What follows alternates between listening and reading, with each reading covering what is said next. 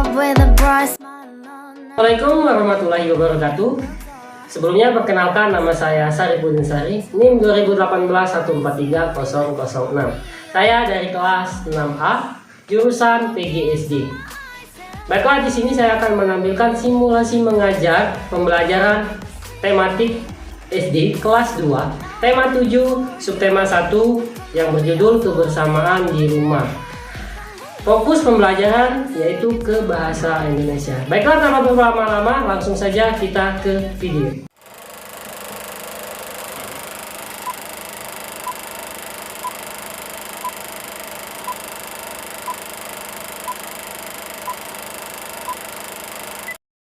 Anak, apa kabarnya hari ini?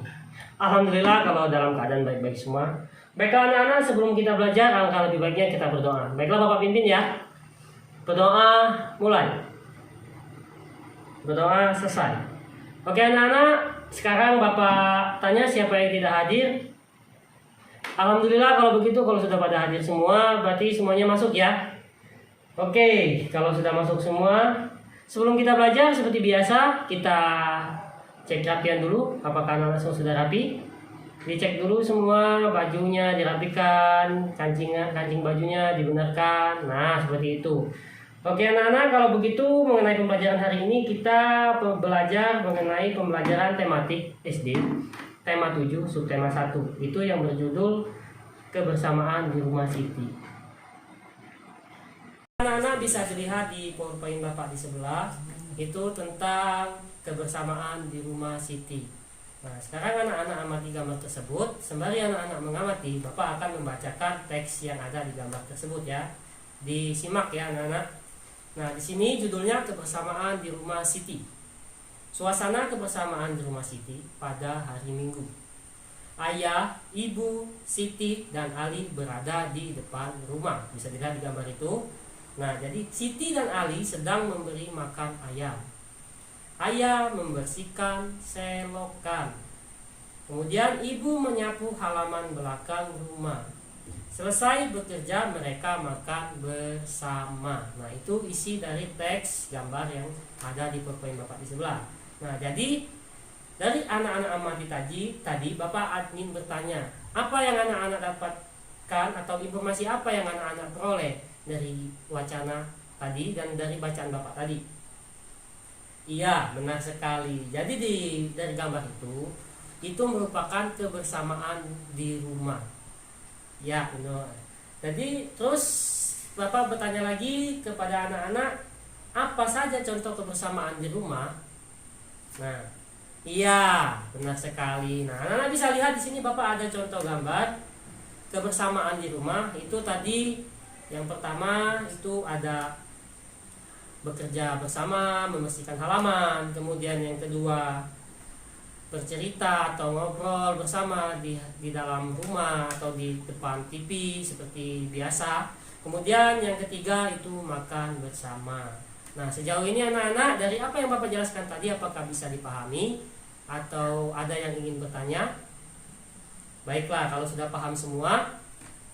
Nah, selanjutnya anak-anak, di sini Bapak jelaskan manfaat kebersamaan. Nah, anak-anak bisa lihat di sini di PowerPoint Bapak. Jadi manfaat kebersamaan itu kurang lebih banyak sekali. Tapi di sini Bapak tulisannya 5. Di sini yang pertama itu ada menumbuhkan rasa kasih sayang. Kemudian yang kedua, mudah dalam menyelesaikan masalah. Yang ketiga, hidup menjadi ringan. Yang keempat, menumbuhkan sikap tolong-menolong. Yang kelima, hidup menjadi bahagia. Nah, itu kelima manfaat kebersamaan. Oke, selanjutnya Bapak ada contoh gambar manfaat kebersamaan. Bisa anak-anak lihat di sebelah kanan Bapak itu beribadah bersama. Itu termasuk manfaat kebersamaan. Jadi bisa rukun di dalam keluarga. Oke, sudah. Selanjutnya anak, di sini Bapak ada satu video. Video ini menceritakan tentang pembelajaran kita pada hari ini. Nah, jadi anak-anak bisa saksikan ini di sebelah kanan Bapak, videonya itu tentang kecerdikan menumbuhkan kebaikan. Anak-anak bisa lihat di sebelah Bapak untuk videonya. Nah, jadi dari video ini nanti anak-anak dengarkan ceritanya, kemudian anak-anak pahami apa saja isi ceritanya. Nanti di penghujung video atau selesai menonton, nanti Bapak akan memberikan latihan ke anak-anak.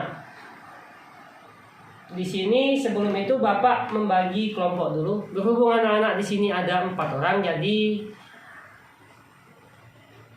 Bapak bagi 2 kelompok.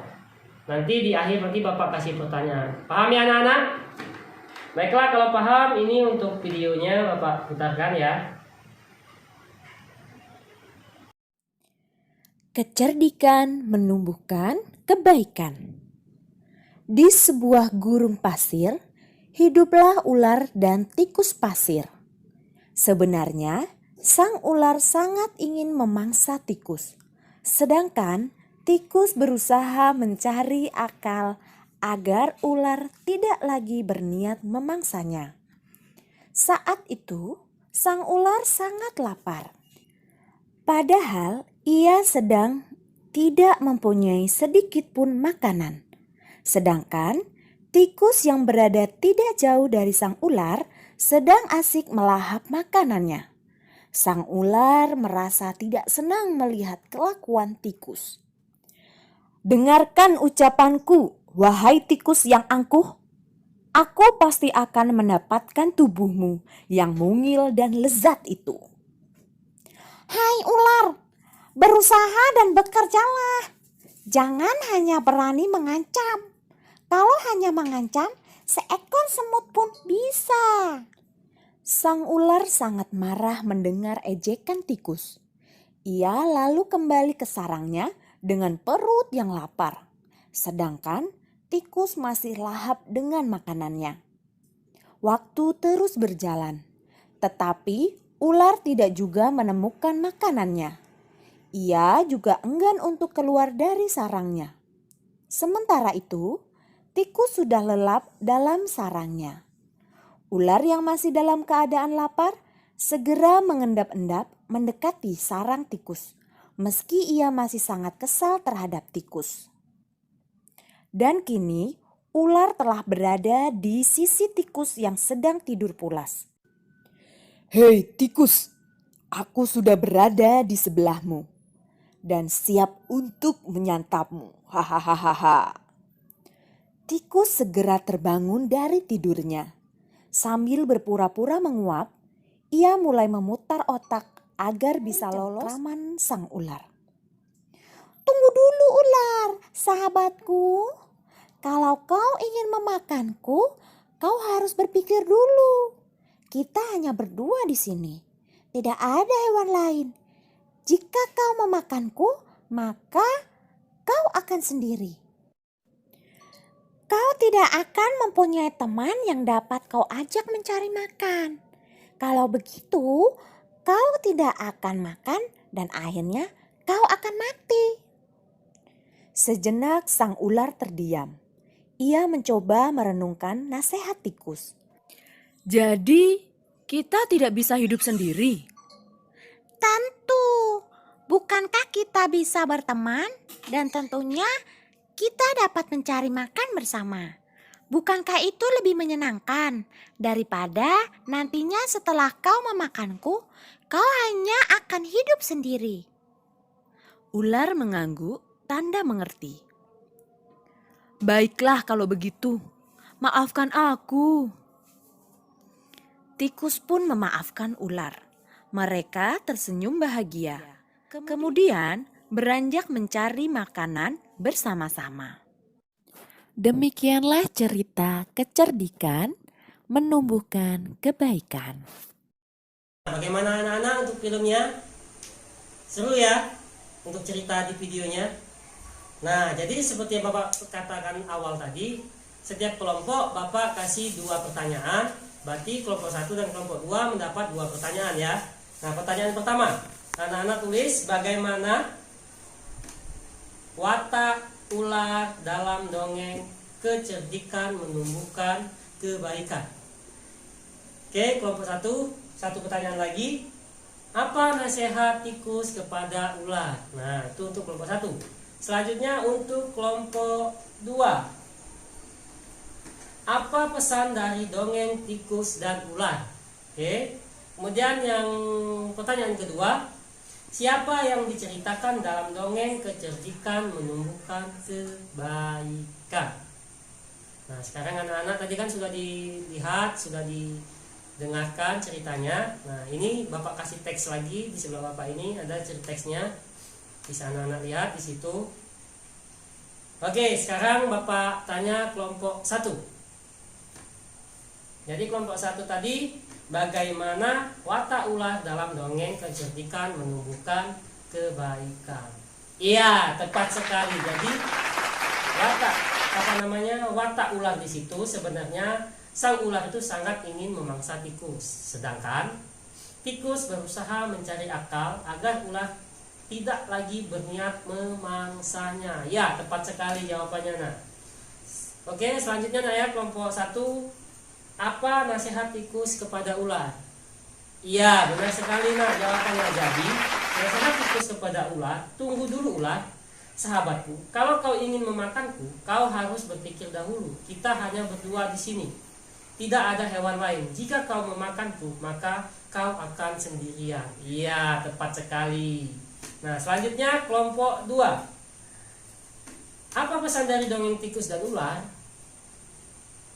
Iya, benar sekali Nah. Jadi pesannya itu kita harus memiliki akal yang cerdik layaknya tikus. Kemudian dalam menjalani kehidupan kita harus berusaha bekerja dan mencari makan. Jangan hanya mau seenaknya saja. Itu pesannya Nah ya. Kemudian untuk pertanyaan kedua, siapa yang diceritakan dalam dongeng kecerdikan membawa kebaikan? Ya, benar sekali. Nah, jadi yang diceritakan dalam dongeng tersebut adalah ular dan tikus. Nah, bagaimana anak-anak sejauh ini? Apa ada yang ingin ditanyakan? Oke, baiklah kalau sudah paham semua. Nah, anak-anak kita sudah sampai ke penghujung pembelajaran. Sebelum Bapak tutup, kita simpulkan dulu pembelajaran kita pada hari ini, ya. Baiklah, anak-anak, siapa yang ingin menyimpulkan? Iya, silakan Nak. Iya, benar sekali. Ya. Nah, jadi kita hari ini belajar mengenai kebersamaan di rumah, itu harus saling menghargai, saling menghormati. Kemudian tadi kita menonton video itu yang berjudul tadi apa anak-anak judulnya? Ya, kecerdikan menumbuhkan kebaikan. Di situ di dongeng tersebut banyak sekali pesan-pesan moral yang tersirat di dongeng tersebut ya anak-anak. Di antaranya kita harus tetap berusaha ingin mencapai apa yang kita inginkan. Kemudian kita tidak boleh bermalas-malasan ya anak-anak. Nah, jadi itu pembelajaran kita pada hari ini. Sebelum Bapak tutup, di sini Bapak ada tugas untuk anak-anak nanti dikerjakan di rumah. Ini tugasnya individu ya. Ini, nah tolong dibagikan. Oke, baiklah anak-anak. Mungkin itu saja pembelajaran yang bisa Bapak sampaikan. Sebelum kita pulang, alangkah lebih baiknya kita berdoa. Berdoa mulai. Selesai. Baiklah, mungkin itu saja anak-anak. Bapak akhiri billahi taufiq wal hidayah. Wassalamualaikum warahmatullahi wabarakatuh.